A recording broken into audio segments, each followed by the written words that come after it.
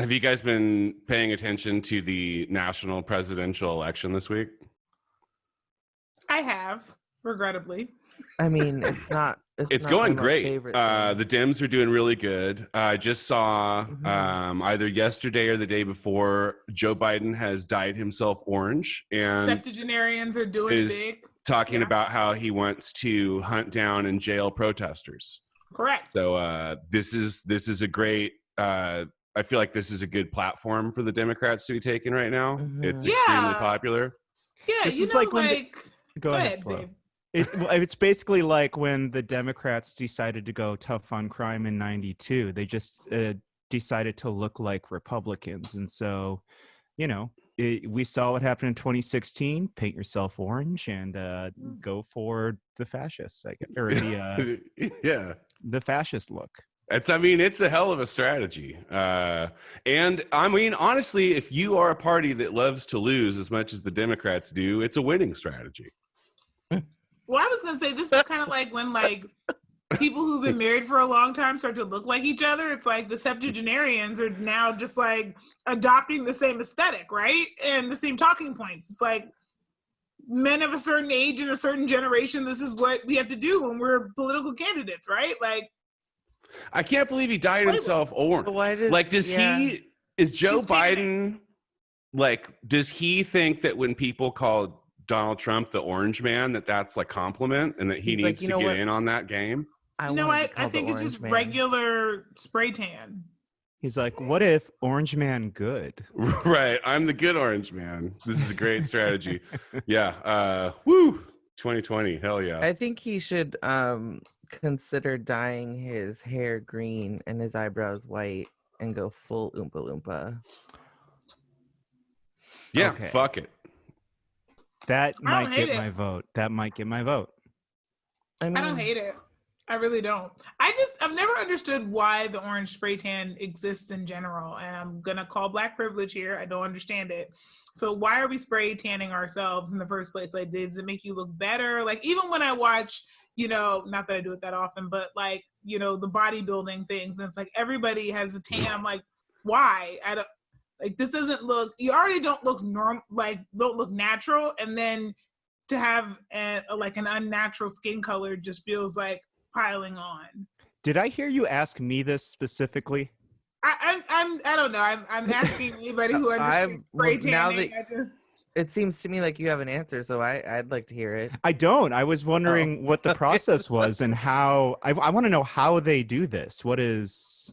It's like a Look, I'm black. I just assume you white people can tell me all the things about all the things that white people do. Do I look like a man who gets a tan? Right? No, I just assume just like. There's if I wanted somebody to explain this to me, I would just be like, white person, explain to me why your people do this, right? Like, this is my black privilege. I just get to ask. Like, it's the ceremonial oranging of the face. I have never, my people, as far as the people that I know who are my people, do not spray tan because all we have to do, the sun comes out and all of a sudden, our skin gets we naturally tan pretty quickly. But I do know many a white person who does tan, and there's shit you can put in your lotion when you're trying to be moisturized that'll change your skin tone. And but the common thing is a spray tan where you get butt naked and then someone takes a power sprayer in what I envision. My dad is a mechanic. That works? Yeah, I have friends who had people come to their homes to spray tan them, and it's like a spray gun. I'm imagining like the pesticide gun that they shoot the poison shit everywhere with. Is it like that? Sure. Yeah. I mean, it's like a power washer, but with spray tan. My question. They just fucking hose you down. But why? I guess I'm trying to. I think I understand. You don't want to be safer than getting in a tanning bed. Your skin, because they want to. That's why it's safer, apparently. I guess it probably is safer. It's also more because it's also when you get a spray tan, it's you get an even color throughout your body. But you if that also have to even spread color your is butt orange. cheeks. That's what I was Oh. going to ask. Does Biden spread his butt cheeks, or is that part not tanned? All right, let's do the episode. Sorry about that, guys. Voices. Oh, some technical difficulties there. Voices, the things they said. Voices, some from those dead. All the voices heard. Voices, things we say. Voices, they're in your head. All the voices heard. Hello, everyone. You have Kempa. And Skylar. And Shannon. And Flo. Yay. Another full house. I assume next episode we'll probably have a guest, but we get one more with just our four shiny faces. And today I think it's going to be a fun one. We get to talk about how our district attorney and our sheriff are both absolute jerks, and it's the reason for that is Democrats, so that's always fun.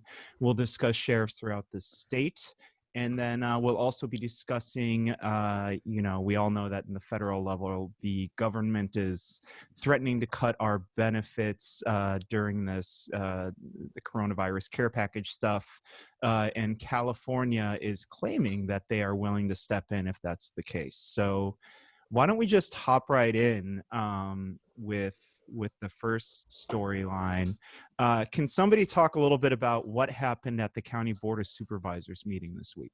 Actually, I was going to ask if somebody would mind, just for our listeners who are not as familiar with the Board of Soups, somebody could just do like a 60-second cliff notes on what the County Board of Soups is and where their jurisdiction is, what they're in charge of. Sure.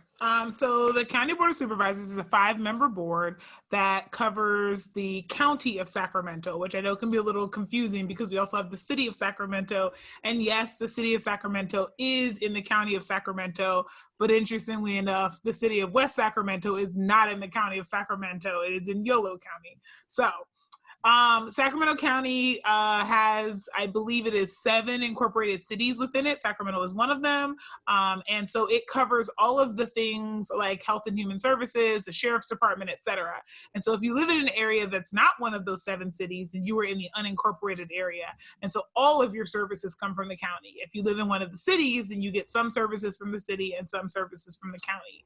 And the 5-member board is comprised of Phil Cerna, Sue Frost, Susan Peters, Don Nottoli, and Patrick Kennedy. And they make up the people who make all of the decisions for how the money that goes to the county is spent for us. And that includes covering the county jail, that includes covering health and human services, that includes covering for the people in the unincorporated areas, your trash pickup and paving your sidewalks, and making sure that your roads are in good condition and your bridges and all of those other things that come from your municipal government. Also, I think worth noting that it's 3-2 in terms of Democrat and Republican. So the Sioux are both Republicans. The rest of the board are all Democrats. So technically, correct, the Democrats outnumber the Republicans on this board. But as we are about to talk about, that doesn't fucking mean anything in this case. Correct. Yes. So you have one sort of general, pretty toe-the-line Democrat, and then you have 2 other Democrats who are a little more centrist to right-leaning, and then you have 2 Republicans. Hardcore Republicans, yeah. Yes. Hardcore. So the Darth Susans. Yeah, right. The as we like to call them. So earlier this week, friend of the show, Marcos Bertone, wrote an opinion piece saying effectively kind of what we say on the show all the time, that if you're mad with the way politics is going in not just in our city, but in our county, thank the Democrats. And he's making the argument that, look, we have 3 Democrats out of 5 Board of Soups members. They could pass just about everything. But they don't. And the reason they don't is because certain Democrats up there like to fold like umbrellas or folding chairs. And they do it regularly, right? Case in point, this Tuesday. Does anybody want to explain kind of what happened there with our district attorney, friend of the show, Anne-Marie Schubert? She's my most favorite person. Yeah, you were saying that. Yeah, I really, really just love her so much. So what happened on Tuesday was that there was a item 46 on the agenda was to discuss whether or not the board wanted to. It was not a decision to actually change the charter. It was a decision to like begin that process. So right now, the district attorney, the sheriff, and the assessor those offices are all voted on during the gubernatorial election, and the item was to move that to presidential election years, because we understand that during presidential election years there's more voter turnout, and it would have had to be a pretty quick turnaround, because the measure would have had to be submitted on August 7th in order for it to go through the whole process of like, appealing it, just like, the argument process to get it eventually onto the ballot. What happened there was that, there was a lot of discussion. There's a whole presentation on the process and giving sort of like historical facts about how we've changed the charter in the past, blah, blah, blah. And that was all bureaucrats with the county presenting that part. Yeah, totally. Yeah. And that was like a good, I don't know, I would say like hour maybe. Mm-hmm. And it made sense. And it's like, yeah, we have higher voter turnout when there's a presidential election. As far as voter enfranchisement goes, it makes more sense to hold these important elections during these years. Right. Yeah, I mean, I thought that the sort of like the presentation to say like this is where we're at, and this is the idea. I thought it was fine. I mean, that shit can get really fucking annoying, but and then our friend of the show, Anne-Marie Schubert, the district attorney, who loves cops. Never met a killer cop that she didn't want to let run free in the streets. Just let him go. Just, you know what? Give them raises. Give them more money. Yeah.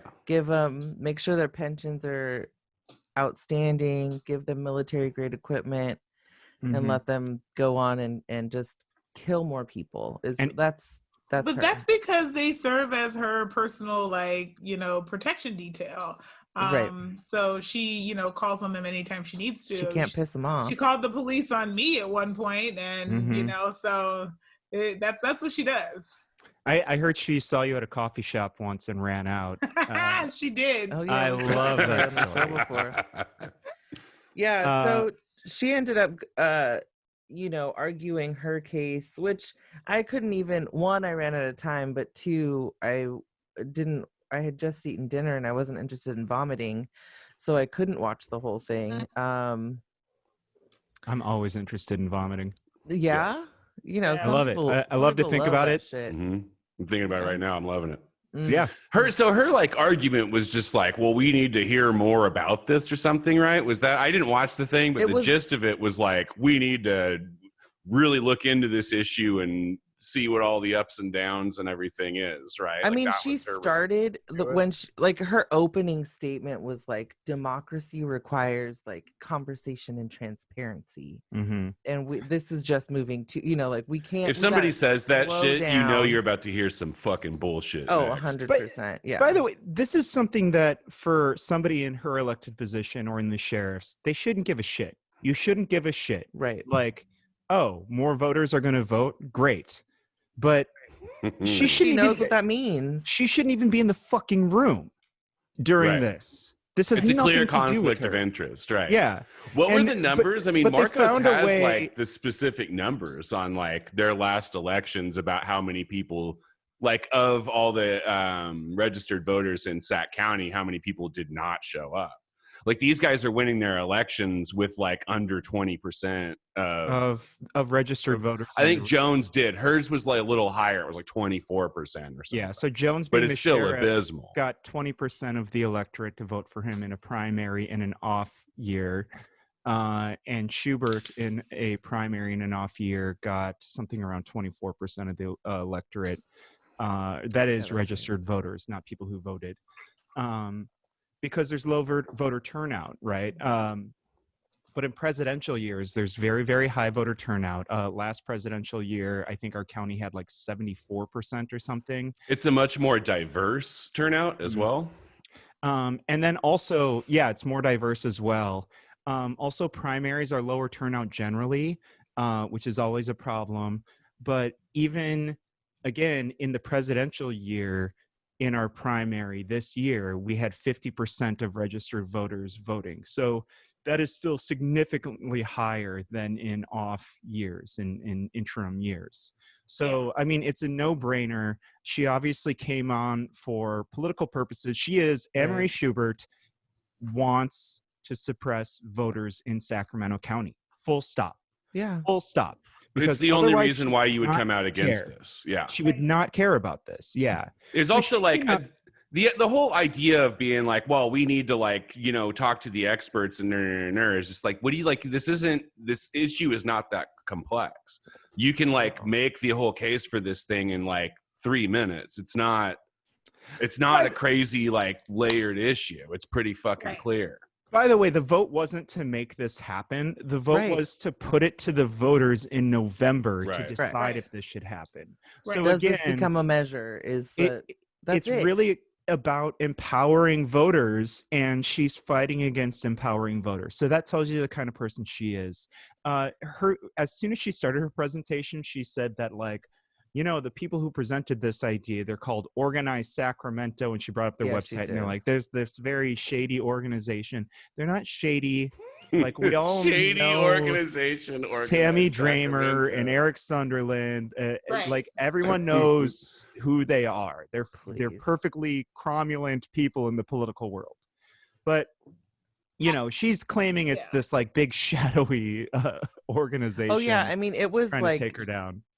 She villainized them pretty hard, and I think this is also the thing in that meeting. She is Pete Karen. She is Pete Karen. So at the soups meeting, we all knew what was going to happen with the terrible Sues, and I think, you know, like in terms of Cerna and Patrick Kennedy, we can sort of guess, but Don Nottoli really is kind of the one that you're like, he's the sensitive one on the dais as far as I can tell, and she got him, and so we got, you know, he wants this is the thing, I think I've brought it up on the show many times before, I bring it up all the time, the thing that fucking pisses me off is when our elected officials say that they want a workshop or a commission or a retreat, and to think they just got, you know, they got to think about it a little bit more, because the fucking hour-long presentation that they were given prior to having to make a decision, which by the way also included answers to all of the questions that they had previously asked on this issue, that wasn't enough for them. So it wasn't enough for Nottoli to make a decision and break it to making sure that we get this measure on the ballot in November. Right. Fuck that guy. Nottoli's a fucking clown. And, you know, I've discussed this with the people who were doing this push. These Don Nottoli, Patrick Kennedy, and Phil Cerna got thousands and thousands of letters in the mail asking them to put this on the agenda at the Board of Soups meeting. And they know just how much support there is behind it. Don is a clown. There's no other way to put it. He just loves to not do anything. Well, and none of these guys, like, I feel like the other side of it is that similar to our current roster in city council and the mayor, the board of soups is just paralyzed by law enforcement. Like, they are completely incapable, all of them, of like standing up to law enforcement in any way, even if it's just to be like, we'll hold the elections on different years. Right. They can't even do that. Because these guys, I mean, all of these Democrats, right? These guys are passing fucking like Jones's gigantic sheriff budget. What is like 200 some odd $million? No, it's way more than that. He currently gets 400 million, and on the slate for this year is for him to get 553 million. And there was a conversation earlier today about him getting the majority of the CARES Act dollars, which I don't even understand how that's possible. And so doesn't make sense. I'm really trying to look into like how would that even be allowed, because I don't have any more faith in Sacramento, and they've been like, we can't spend this money on police because it says you can't do infill of existing services. So I really don't understand how that's going to happen. They present those budgets, and for some reason, like docile little fucking puppies, Patrick Kennedy and Phil Cerna just like lay on their backs and show their bellies to show Sheriff Jones 100%. That they are not a threat. Like. Right.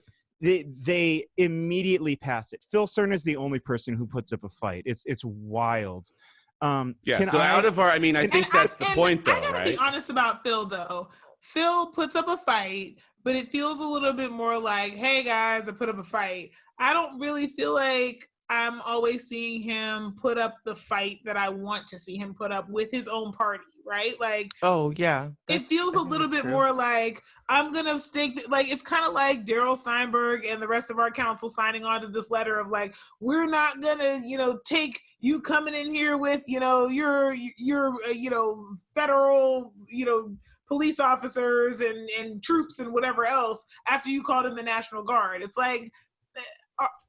This feels more performative than it does feel real. And right. So I would respect it a lot more if Phil was going to task with Don and Patrick on things and saying, we got to get on one accord. We need to push back on these things. This isn't right. Like, what is our agenda going to be? And then we'll depart on the things we don't. But I don't see him corralling the troops of other people who share his party affiliation. So I got to push back on the notion that he's the one giving a fight. He's giving a performance. And he has done some things that, I think have been beneficial, like supporting Black Child Legacy, which has decreased Black infant deaths by 45%. And so I want to give him his roses where he deserves them, but I don't think he's done enough when it comes to pushing back on his own party. I'm going to push back to your pushback. Okay.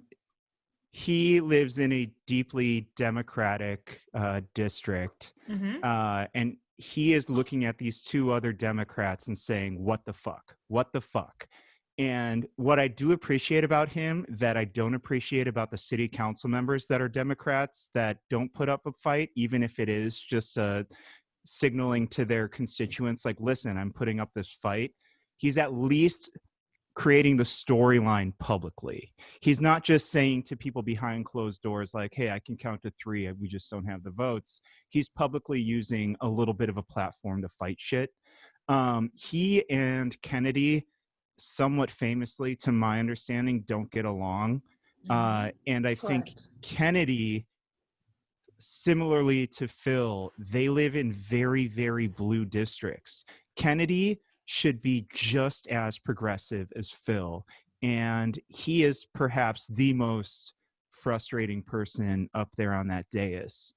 Nottoli, his district is about as blue as Susan Peters' district. It's like, a Democrat plus 14 or something, somewhere around there. It's still like, a Democrat district, right?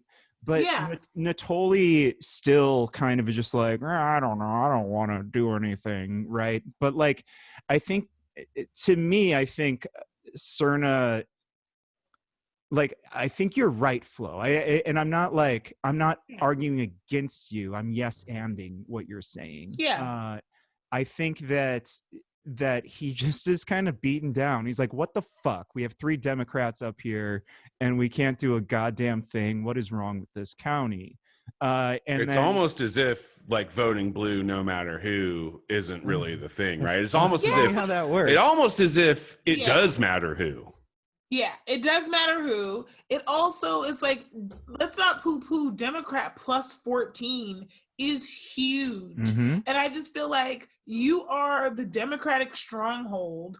And yes, you famously don't get along with some of the other, Dems because you're a little more, to the left of them, but also rile up the base to push them in the right direction. You know what I mean? Like it just feels like when it comes to budget time, Phil tells us every year, I don't approve the mayor. I don't approve the sheriff's budget. I don't, I'm not in favor of this, that, and the other. And then he gets steamrolled. But I'm not seeing him pushing on the Sac County Democrats to put pressure on Phil, on Patrick and Don to be able to change their votes. Like, that's what I'm saying. In terms of like what he uses his platform for, it seems a lot like I'm trying to do the right thing. I'm reminding us that I'm trying to do the right thing, but I don't see him calling them out and saying like, and he could be using the bully pulpit a lot more effectively than he does. That's what I'm saying. Yeah. Like you are the leader. You are one of the leaders of the Democratic Party in this county, and I would like to see you actually galvanize the base to put pressure on your colleagues, even if you don't want to call them directly out. And I'm not seeing that level of like, we really need a Democratic strong. He could talk about it in terms of just like party lines. Like, we need a Democratic stronghold because we want to see and articulate your vision and get everybody to go, yeah, Patrick and Don, get on board.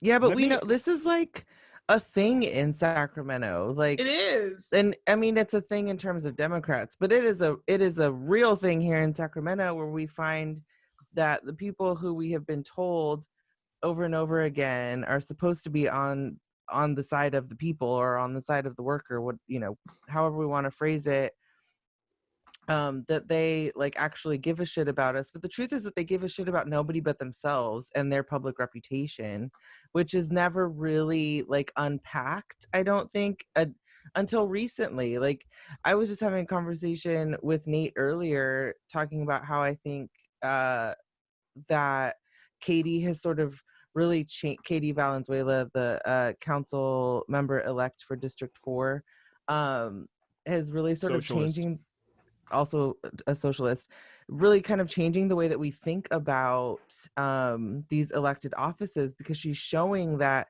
you can get out there and get really fucking far ahead of everyone else, and you can sort of like radicalize the way things are done in our community, and you can still win a seat. And so, and I think as she like jumps into that seat and just hits the ground running, I mean, fuck, she already has. She's doing a whole bunch of really rad stuff for our community now. I think we're going to start to see that people are realizing like, oh, all of these like old guards that are sitting on the dais, like, we actually don't need them, like, because they don't actually give a shit about us. And Cerna, Phil Cerna, is example number one of somebody who he'll say things that need to be said, but won't take that into action, right? Yeah. Let me add to that what you're saying, because Katie's power is with the people, right? With mobilizing people. Right. And Flo, your quibble with Cerna, which is very valid, is that his bully pulpit requires that he gets the people riled up, and he's not doing it. Right. There's a real fucking problem here that A, very few people know or think about the Board of Soups, and B, there's a reason for that too. None of their meetings are accessible because they're all during the day in the middle of the week when regular people are working. And so all you politicians, they do it like that on purpose. You claim to love all these people who are working, but when it was brought to the Board of Soups to change some of their meetings so there could be a nighttime meeting so that people who work 9 to 5 could actually partake, so that the commenters calling in aren't all fucking octogenarian bootlickers, they decided not to do that, right? 4-1, right? Well, I know Kennedy voted against it. I don't know about Nottoli. I could be wrong. I'm 99% sure he went against it too. I think that was 4-1 on that, and they ixnayed it. Okay. Well, either way, it didn't pass, right? And we can Right. go back and check this in the article as we discuss more. But I think that's a big part of it. It's that there's we were talking about voter enfranchisement before, but there's also just constituent enfranchisement, like Yeah. like things that make constituents want to be engaged and like get engaged. And I think that that's a real barrier there. And even Democrats are blocking that because they don't like constituents. We saw that with Kevin Johnson. We're seeing that with Darrell Steinberg right now. Dude, nobody loves addressing the constituents more than Darrell Steinberg does. Like, it is my favorite part about city council meetings. Specifically, I think I've said this before on the show, is watching Robert Kaplan walk down to the fucking podium and start talking to Steinberg and to watch Steinberg's face. It is the creme de la creme of moments of being a Sacramentan. If you haven't seen it, I highly suggest it. It's fantastic. To verify, it was just Kennedy that voted with the Republicans. Okay. So yeah, I mean, I think you're absolutely right. I got something in my eye, and I don't know what it is. Popcorn. Didn't know this was so emotional for you. Yeah. But yeah, I mean, I think the constituent engagement is a real challenge. But I also think that even within an existing system, even if you can't change the dates and times, there are things you can do to really try to engage your base and rile them up about, like, hey, send, so, for example, in this situation, Organized Sacramento and others got folks to be able to fill out these postcards to be able to send in so that, Phil could raise them up and say, look at all these people who sent us postcards and said, this is what we're trying to do. There's nothing stopping Phil from being a part of other campaigns to get, if you know people can't be there in person, you could also help to be able to say, I could use some support on this. I'm really trying to push this and I need y'all to do X, Y, and Z. Like, all of the grassroots engagement doesn't always have to start from people outside pushing on it. If you're really in, and I know this is what's going to happen with Katie, she's going to be in and she's going to be saying, I'm hearing from people that we want to push on this, and what I could use some support is reach out to, Alan Warren and the mayor, reach out to this, like, being that person who's there telling you, this is the strategy I need on the ground from you. Here's where I need you to put pressure. Here's how you can show up. I know this is happening at 2:00 in the afternoon, but submit public comment and I will use my time on the dais to read them out loud, right? Like, well, that's the power of a socialist elected, right? I think Democrats are capitalist electeds that they do it the same way Republicans do. It's like, this is what my money tells me to do. But that's why I'm saying it's sort of like how I was, criticizing back in June, like Amazon now has Black Lives Matter on the home screen. Like, this is the performance for Black lives. Right. This is not actually you caring about these things, because if you did, there are tried and true ways. Like, this is not something you have to make up. You can look and see, how do you go about community engagement? How do you get folks involved? How do you make a difference? How do you signal boost? Like, all of those things would be coming. And instead it feels like this self-aggrandizing, moment once a year where you stand up and say, I really don't believe in this budget and I really don't, but you haven't actually made any effort to try to change that budget. Mm-hmm. Right. Yeah. And again, socialists are better than Democrats. Progressives are better than most Democrats, and they do some of that, but socialists are better. I'm worried about our time here. Can we discuss a little bit about Erica's piece in the LA Times? Friend of the show, actual friend of the show, unlike Anne-Marie Schubert, Erica Smith, who is a columnist at the LA Times. She used to be one over here at the Sac B. And she wrote a piece basically outlining a few audacious things that sheriffs throughout the state have done to really just like give the finger to their board of supervisors and other electeds and their constituents in their regions, right? Can someone talk about what she did to the one of the, what was it? Was it an LA Board of Soups member? Yeah. I think you're volunteering. Oh, I was just agreeing. I did the last one, so I don't want to take it again. If someone else wants to do it. So Erica wrote. Okay, so I'm doing it. So Erica wrote about She's your how friend, dude. she is my friend, and I really miss her so much because we used to go out for beers frequently. Baby, come back. Come back. You know, Erica travels around the state for LA Times. She could technically live here if she wanted. Well, yeah, but she left because she got the job as the Metro editor for LAT, and then I'm just saying she can now. she can now. It's true. I'm gonna send her a text message right now. Okay. JK. So she wrote this column called "The More Smack California Sheriffs Talk, the More They're Asking to Be Handcuffed" in the LA Times, where she outlines, I mean, things that we have talked about before, which is that sheriffs are trash. And they do absolutely everything that they can to avoid any sort of accountability. And what's fucked about that is that they act like they can, right? Right. They have the power to avoid accountability. And we can talk about what that has looked like in our community with Sheriff Scott Jones, the king of the trash in our community, and how he has prevented any sort of oversight. I mean, you know, Flo can we can have a whole special episode on that. Yeah, he locked that inspector out, and then when the public for Sacramento, like when the public right. went in into like that Board of Soups meeting, the Board of Soups were basically like, "Yeah, that sucked that he did that." The end. Yep. Like, okay, like great work, guys. Wonderful. So Erica's article goes in to talk about how the latest example of this shit is from LA County's Alex Villanueva, who was, I mean, this guy, I don't know, you know, I haven't lived in LA County for over a decade.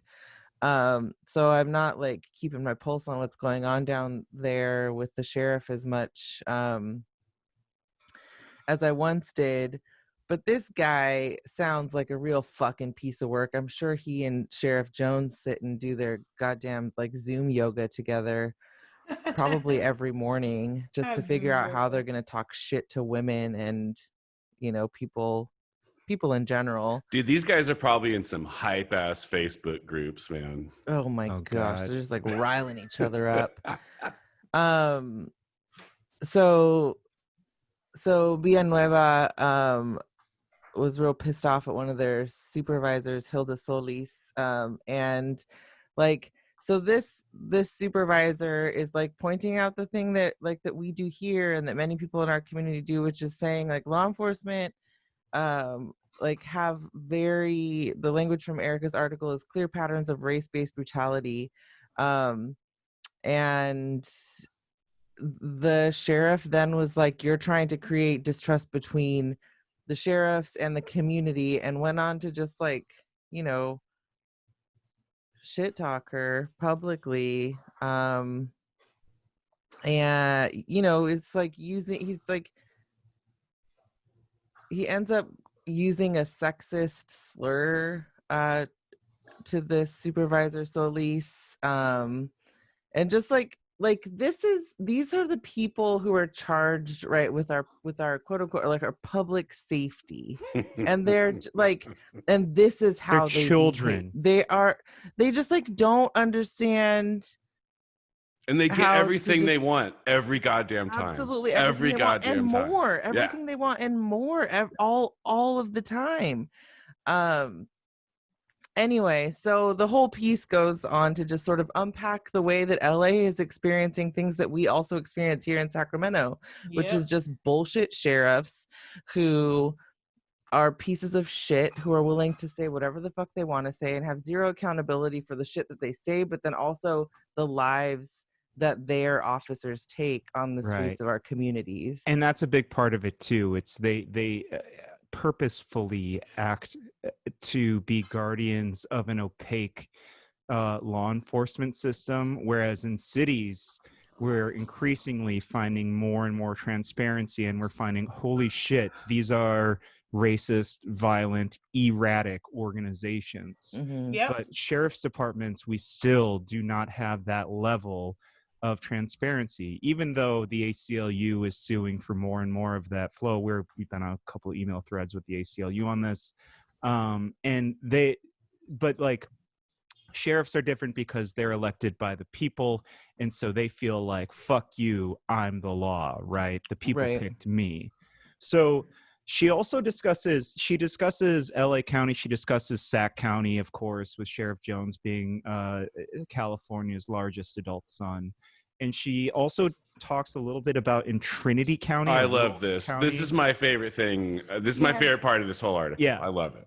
This sheriff that like disagreed with the Board of Soups on how he should approach cannabis regulation and enforcement.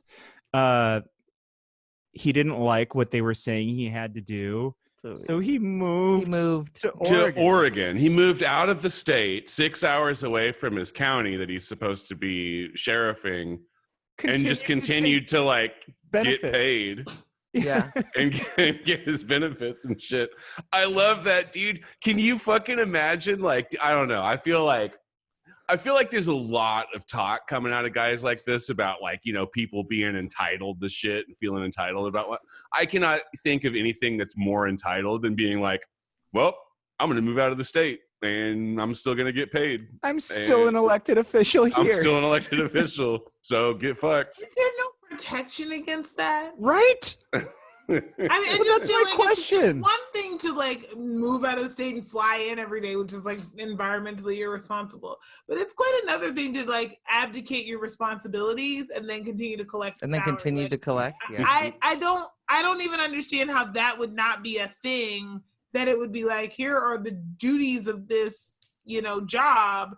Because I mean, like in my, you know, unpaid job of just being on like committees and commissions for the city, if I miss, I think it's 2 or more meetings, I'm out. Right. I'm kind of, honestly, I'm a little bit shocked that this guy isn't like the head of the Department of Defense by now. Like, he seems like exactly the kind of guy who should be like, I don't know, like heading up the Department of Homeland Security or something. Yeah. Just brilliant.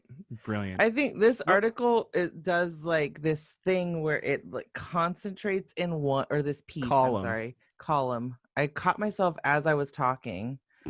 We'll get it. We'll get it someday.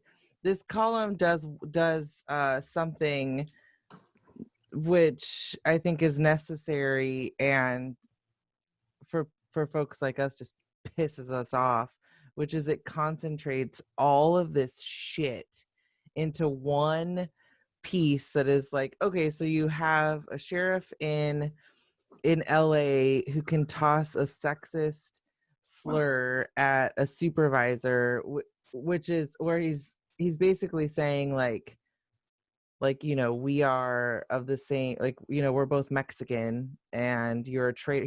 He called her a traitor in Spanish. Mm-hmm. And it's like a very racially charged iteration of traitor too, because that term is about a woman who was of Aztec descent, who was I think living with and enslaved by the Mayans, and then the Spaniards came and they basically used her as a translator. So she's considered like a, what's the term we used here, Benedict Arnold or whatever in the US, right? Mm-hmm. But with like this very racially tinged right. Yeah, there's, I mean, history. it's a deep cut. Yeah.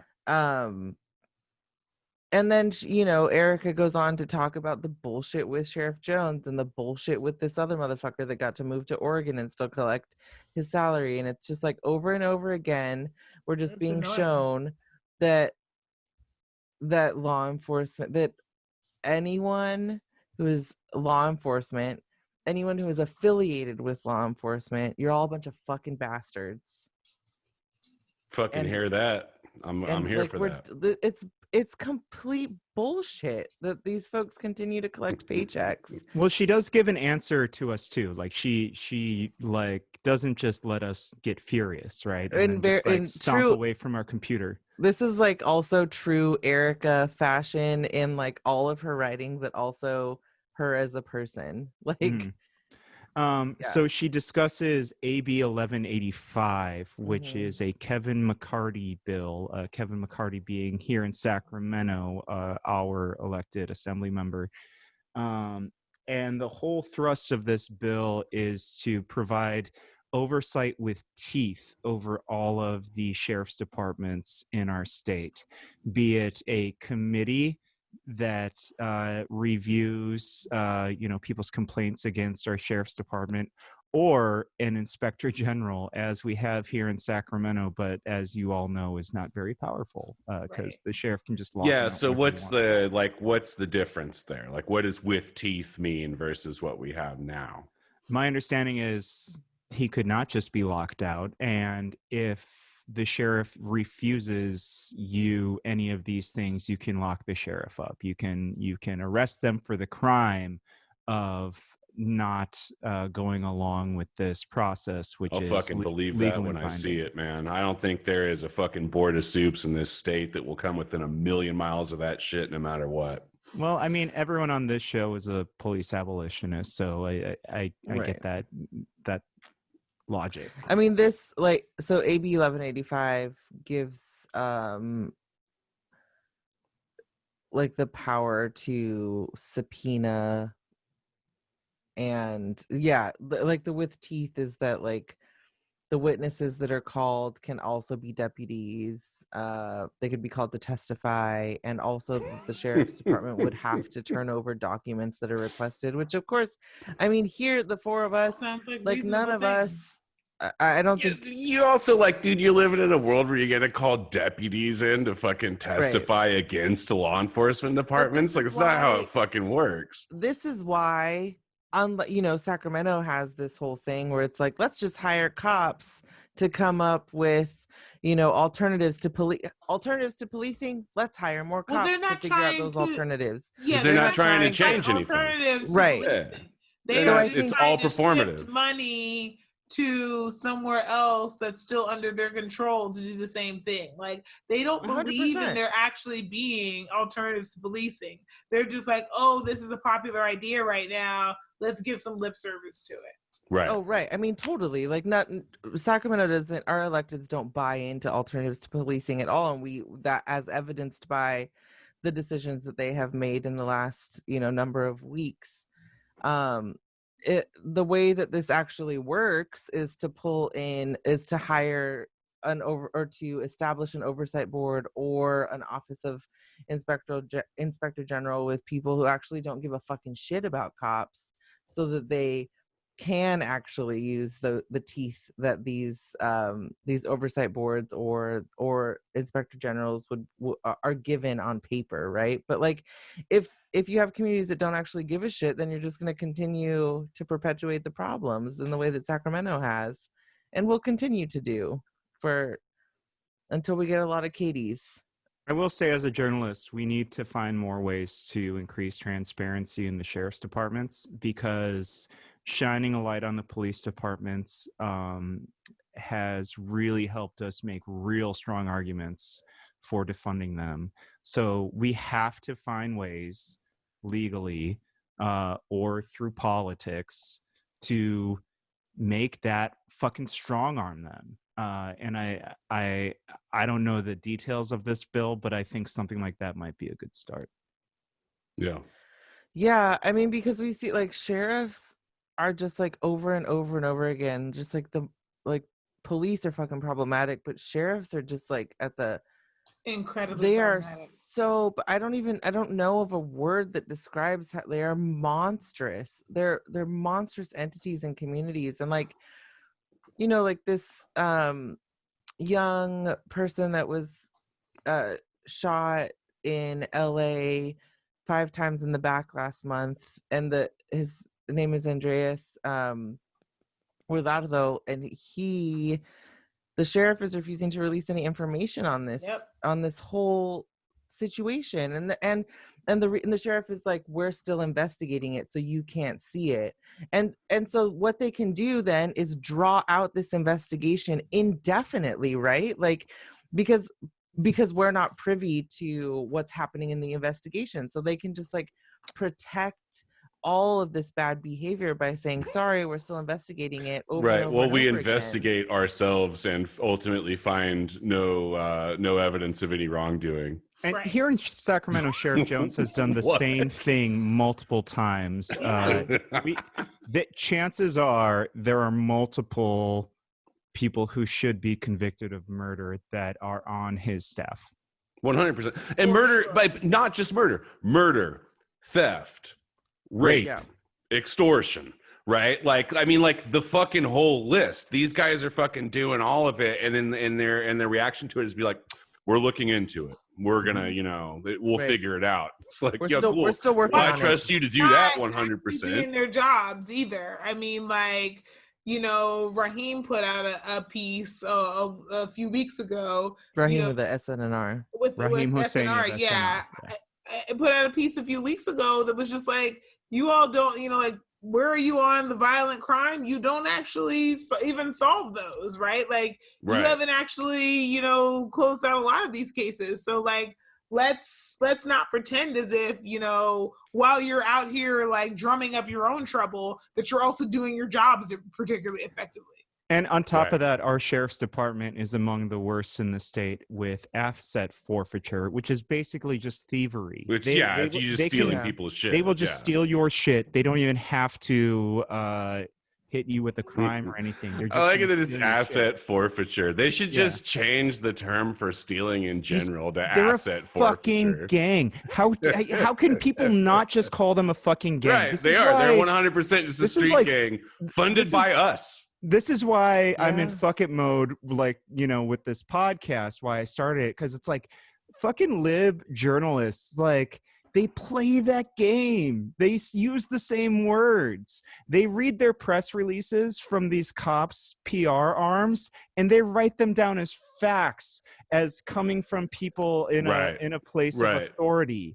They're fucking just as cowardly as the Democrats on those daises. Yeah. Yep. 100%. We don't have much time. Can we jump really briefly into... I was going to suggest that we skip Let's that. do it. Okay, we Oh, can skip okay. that. But like, let's hopefully maybe we can hop into it next week, because there are still things up in the air and we don't know where it's going to land. But effectively, the discussion will be around if on a federal level, people who are currently not employed because of coronavirus will be getting the same benefits that they deserve to be able to shelter in place and stay at home, or if the Republicans will succeed in cutting those, and if the Democrats on the national level will allow them to. And then the third question is, will Democrats in California actually cover what's lost for the people in the state?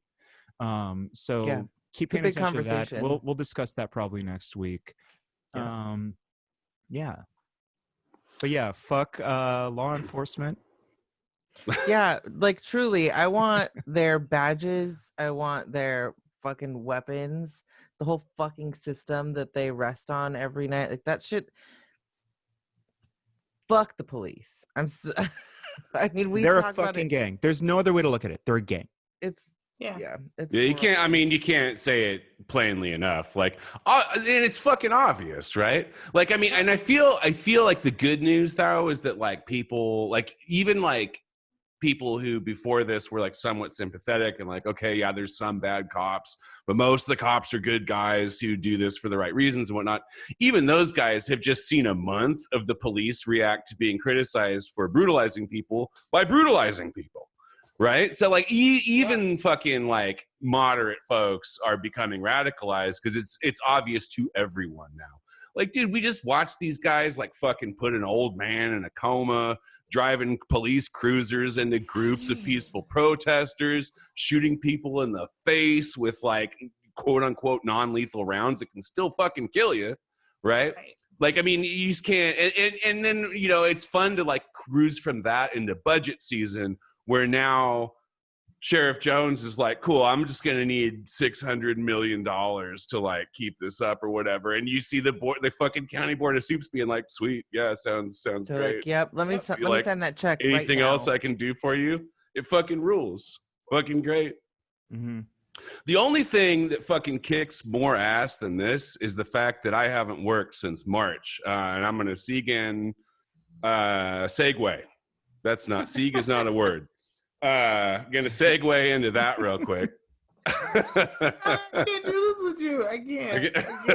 It's a good one. I really like this segue a lot. Thank you. I'm getting good at them. You know, I do it twice a week. I'm starting to really, I'm starting to really hit my stride sharpening with that knife. Yeah, Practiced. exactly.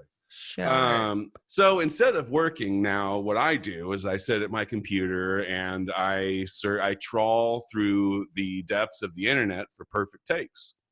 Now, I could kind of do the long version of this pitch, but I think I'll just cut straight to the thing. I need more perfect takes. I don't know where to go. Where do I go to get just like a whole library full of perfect takes consolidated into one place? Well, I think I have an answer to that. First of all, I hate cops. Second of all, there is such a place, and it's called voicesrivercity.com. And there's actually a great essay there by former journalist Blake Gillespie, current writer too. He wrote a book recently, so reach out to him on that. It's a basketball book.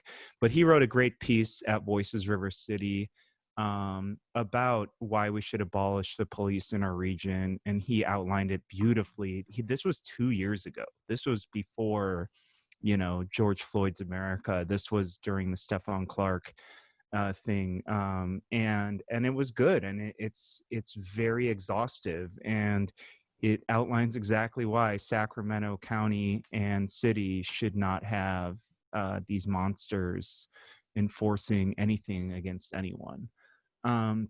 We also do over the years, we've done a lot of news and arts coverage. We have the Sac Follows the Money project, which is very special and near and dear to me, which basically shows you all the money going to all of our politicians and why they do the shitty things they do.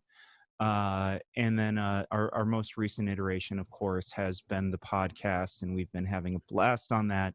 But we're also going to start up with some community essays a little bit more. We've had a few lately, but our good friend Kenna Cook is actually reaching out to some young radical folks doing wildly cool things to do some essays as well. I think we've got somebody from All Black Lives Matter working on a piece right now, which is it's basically a collective of young trans and non-binary Black folks that are doing some amazing work. So there's a lot down the pipeline that I think we should be excited about.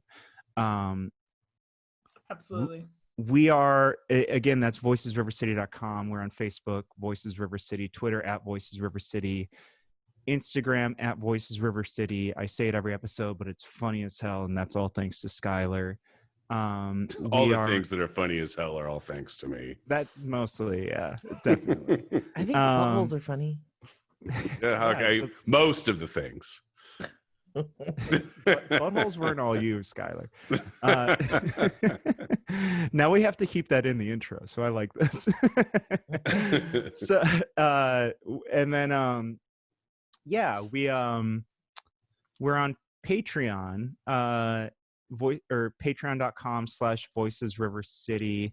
You can go as low as $5 a month, and that's $5. That's a single beer at the bar you're not going to right now. Because they're closed. They're closed. Yeah. Even the ones that claim to be serving food, just don't do it right now. It's not smart. Don't do it.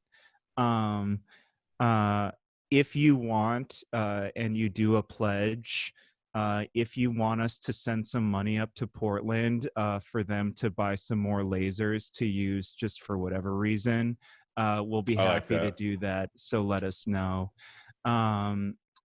Patrons get some special material, and Shannon and I think all of us will. Shannon's going to be telling us the story of the Golden State Killer, And we're so excited to hear about that. And basically how Anne-Marie Schubert is a piece of shit and had nothing to do with it.